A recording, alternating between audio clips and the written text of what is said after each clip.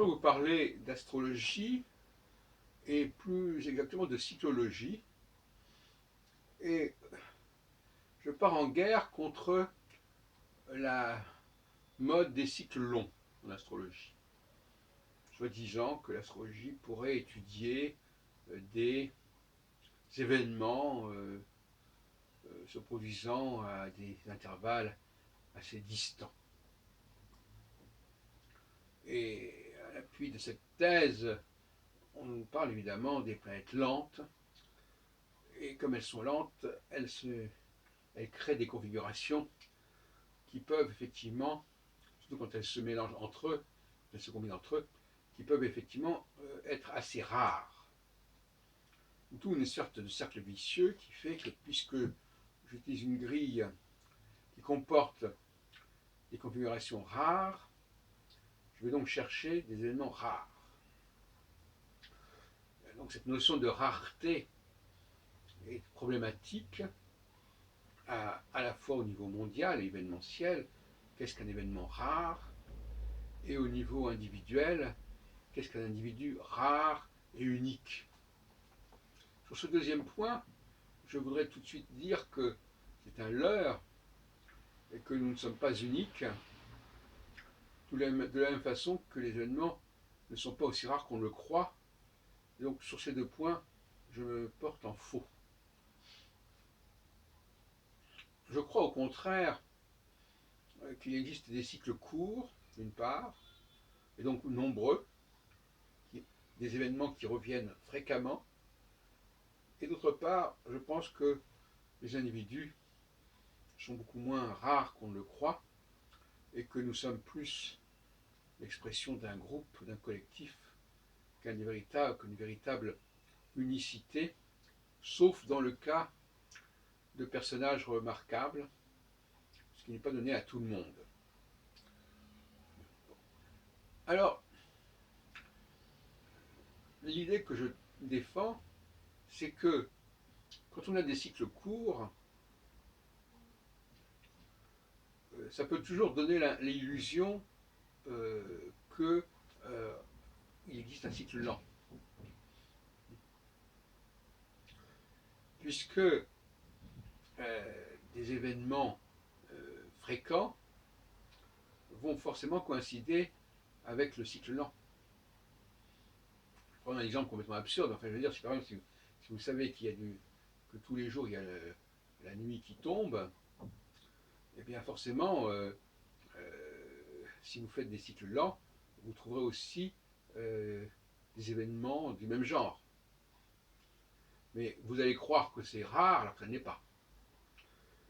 De la même façon, si vous ne comprenez pas suffisamment bien des dualités comme la dualité du sexe, par exemple, eh bien vous allez attribuer à une femme des qualités individuelles rares alors qu'elles sont extrêmement communes.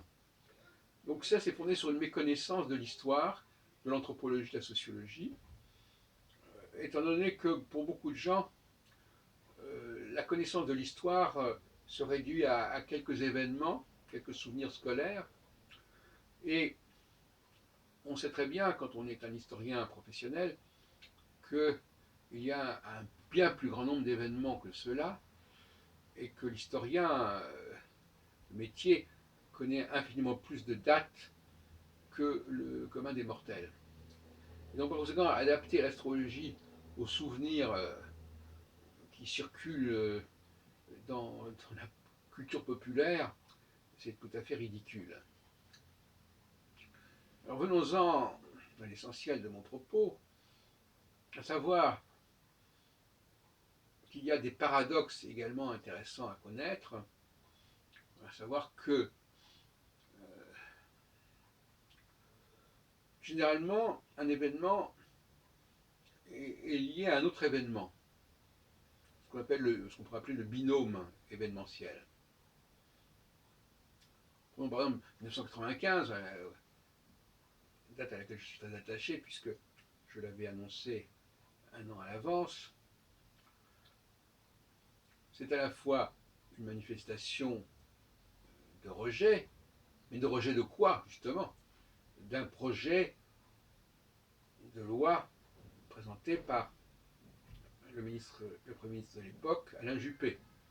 Donc, il y a une cause et un effet, et qui vont en sens inverse. Tantôt la cause veut unifier, et l'effet est d'une protestation contre cette unification. Tantôt la cause est liée plutôt à une différenciation, et la protestation à une volonté d'unité.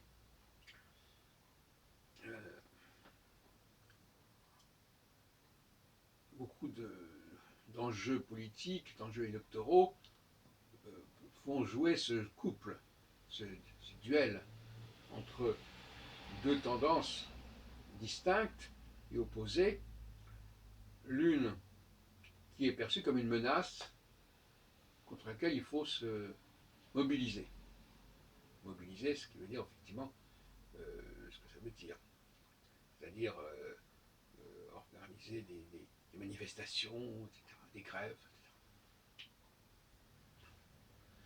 Et tout cela est extrêmement banal en fait. Il faut bien le comprendre.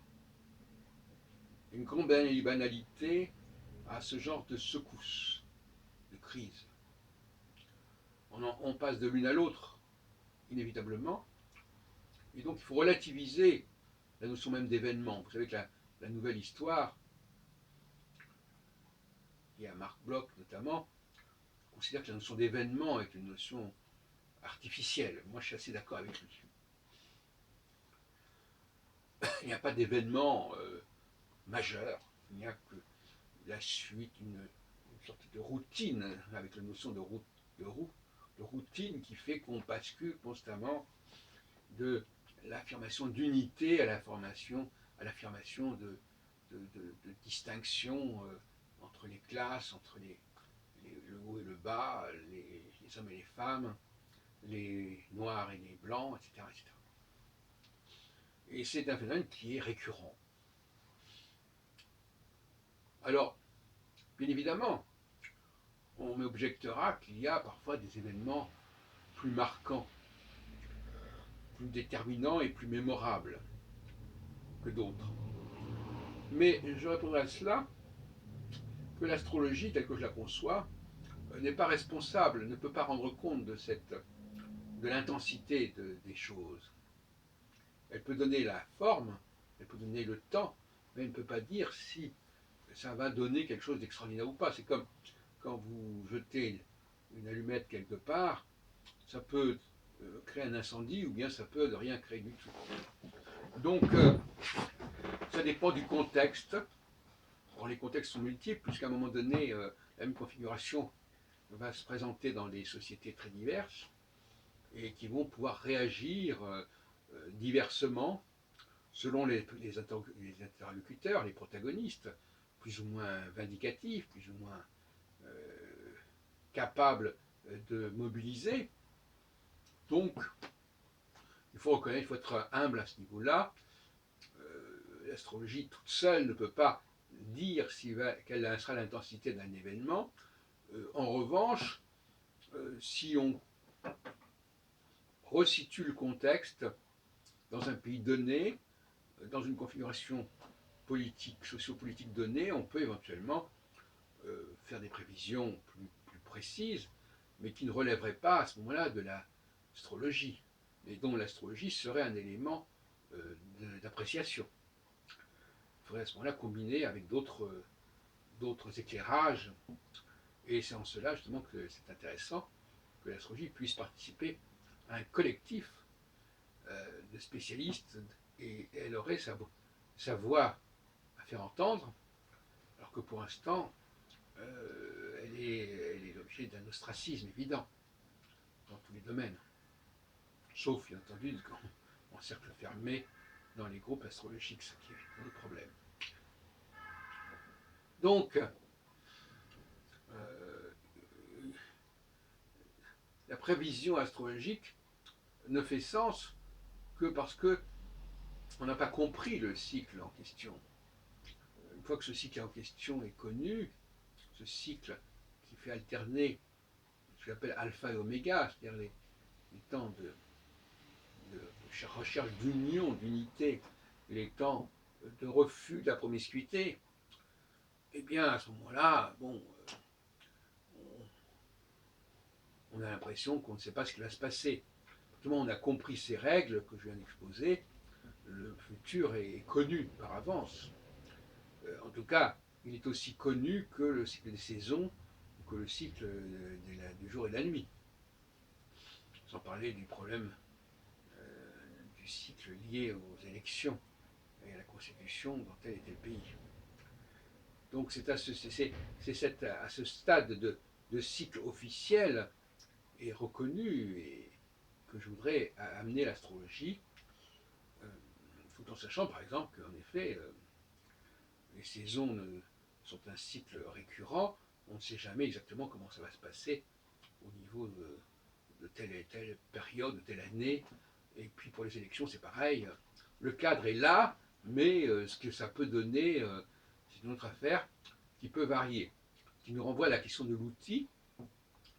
L'outil étant un objet, un concept qui est en quelque sorte constant, même s'il peut être lui-même marqué par un processus cyclique, qui est une cyclicité interne, qui n'est pas une cyclicité qui implique des changements fondamentaux, parce que qu'est-ce que c'est qu'un changement quand c'est intégré dans une cyclicité. Donc voilà, en phase, lorsqu'il y a une conjonction de Saturne avec, pour être un peu plus technique, pour être une conjonction de Saturne avec une des 4 étoiles fixes royales, dans une phase unitaire, où il va y avoir une volonté d'unifier, mais qui va déclencher plus ou moins une réaction de ceux qui ne veulent pas que l'on unifie, que l'on intègre. Et inversement, en phase oméga, et les deux phases se suivent, puisqu'elles occupent chacune 3 ans et demi, mais on peut aussi les considérer des phases intermédiaires, que j'appelle gamma, tout ça c'est très relatif. Eh bien, en phase oméga, il va y avoir au contraire une volonté d'affirmation qu'il faut séparer ce qu'il faut séparer, ne pas mélanger ce qui n'est pas à mélanger, et il y aura une protestation de la part des communistes, au sens littéral du terme, c'est-à-dire de ceux qui sont à la recherche du un, parce que dans commun, il y a comme un, quelque chose qui serait comme on dit, marcher comme un seul homme. Voilà. Donc effectivement, il y a toujours un camp qui réagit contre l'autre, et qui se plaint et qui proteste.